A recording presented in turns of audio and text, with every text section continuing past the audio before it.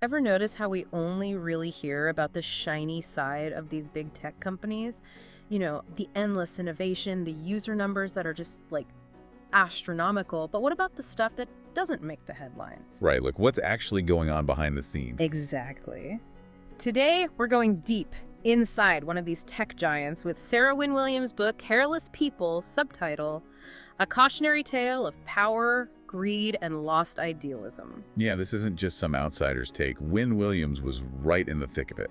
She was the global public policy director at Facebook, or Meta now, I guess. So we're getting the real deal, straight from someone who saw it all firsthand. Decision-making, company culture, all the stuff they don't put in the press releases. Definitely. Okay, so for this deep dive, we really want to pull out those insights that really make you go, whoa, I didn't know that. We've been through summaries, analyses, the whole 9 yards, and we're bringing you the good stuff. The stuff that really gets to the heart of how these platforms work and what kind of impact they have on, well, everyone, really. It's like a cheat sheet for understanding what's really going on. Exactly. So right off the bat, Wynn-Williams really lays out the vibe inside Facebook.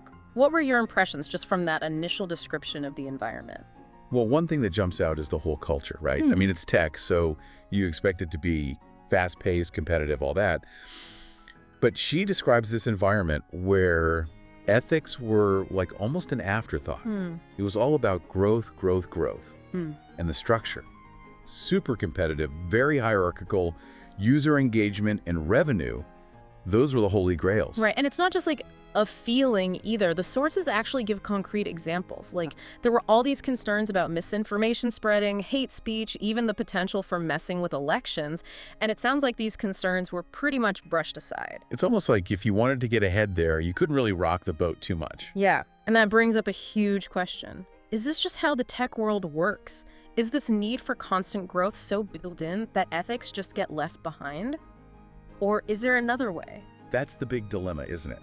And I think it's something a lot of tech companies are wrestling with right now. How do you grow like crazy without leaving a trail of, social problems in your wake? Wynn-Williams is saying that, at least at Facebook during that time, growth was king, no matter what. Now, the book doesn't shy away from looking at the people at the top, specifically Zuckerberg and Sandberg. What did you make of how they were portrayed? Well, the thing is, they both have these very carefully crafted public images, right? But Wynn-Williams paints a different picture. Like with Zuckerberg, she describes him as being kind of isolated, maybe even unwilling to really hear other viewpoints. Really? Even when those viewpoints were about the potential harm the platform could cause? Yeah, even then. Like even when people inside the company were raising concerns. So you have this image of a visionary leader, but maybe also someone who wasn't so open to dissenting voices. Do you think that was intentional? Or just a result of being surrounded by like a certain type of yes-man culture? I mean, that's a fascinating question. And what about Sandberg?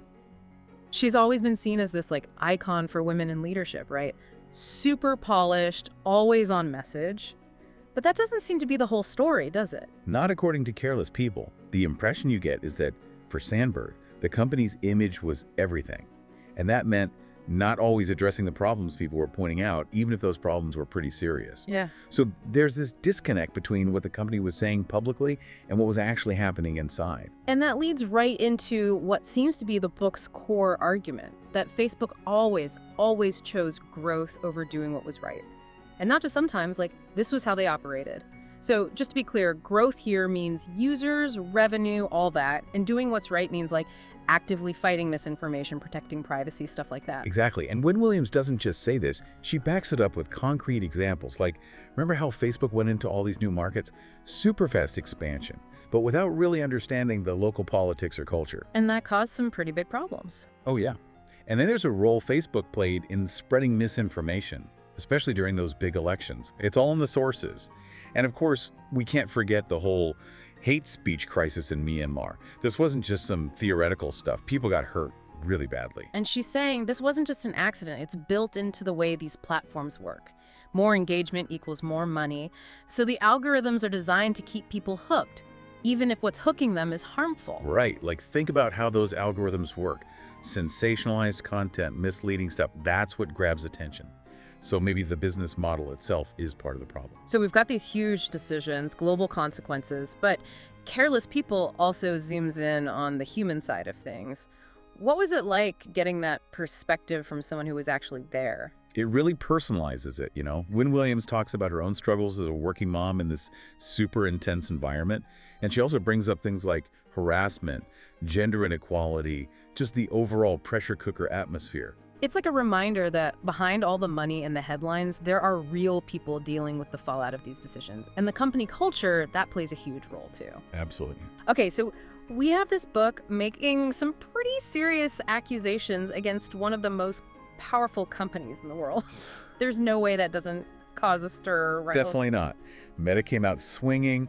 They're saying Wynn-Williams' account is outdated, doesn't reflect the company today, all that. There were even reports that they tried to stop the book from being published. Which is kind of ironic, right? They're trying to suppress a book about a company that built its empire on the idea of free speech. Yeah, makes you wonder what they were so worried about. But despite all that, the book has actually gotten a lot of praise. People are saying Wynn-Williams was really brave to come forward, that her account is well researched, all of that. And some critics see it as this really valuable look into how Silicon Valley really works, the power dynamics, all that stuff that usually stays hidden. Okay, so as we wrap up our deep dive into Careless People, what are the big takeaways you want listeners to walk away with? I think the book gives us this incredibly valuable, even if it's a critical, look into the culture at Facebook. How decisions were made, how leadership operated, and this constant tension between growth and doing the right thing. And it shows us that this isn't just theoretical. Real people are affected by the choices these companies make. And that's something we all need to keep in mind. Because we use these platforms every day, we're part of this whole system, so it's on us to understand how it works and what the potential consequences are. Careless People is a pretty strong warning about what can happen when so much power is concentrated in the hands of a few, especially when there's not a lot of accountability. It makes you think, doesn't it? Like, what's our responsibility as users? Are we just along for the ride, or do we have a say in how these platforms operate? And if growth can really trump everything else, even basic ethics, what can we do to change that?